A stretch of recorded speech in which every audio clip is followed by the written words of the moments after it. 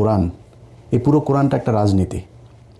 আপনার রাষ্ট্র শাসন ব্যবস্থা, রাষ্ট্র কীভাবে চলবে, সব কিছুই কোরআনের মধ্যে আছে। আপনি যদি কোরআন পড়েন, কোরআনের একদম শুরুর দিকের, একদম শুরু প্রাথমিক যে আয়াতগুলো নাজিল হয়েছে, সে আয়াতগুলোতে শুধু মানুষকে আপনার করা হয়েছে, যে তাওহীদের দেওয়া হয়েছে, দাওয়াত দেওয়া হয়েছে, তাদেরকে এনকারেজ করা হয়েছে, জান্নাতের সুসংবাদ জানানো হয়েছে, আল্লাহকে কেন বিশ্বাস করতে হবে, এইসব বিষয়ে কথা বলা হয়েছে।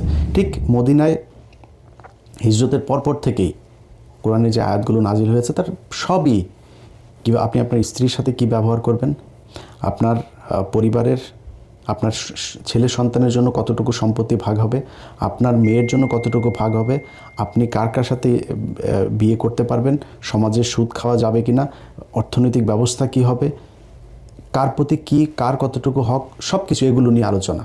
এই কোরআনের বাইরে মানে শরিয়া আইন মানে কি, আপনি কোরআনের যে কথাগুলো বলা হয়েছে সেগুলো। এখন এটা আপনার পছন্দ হচ্ছে কি না হচ্ছে সেটা অন্য জিনিস।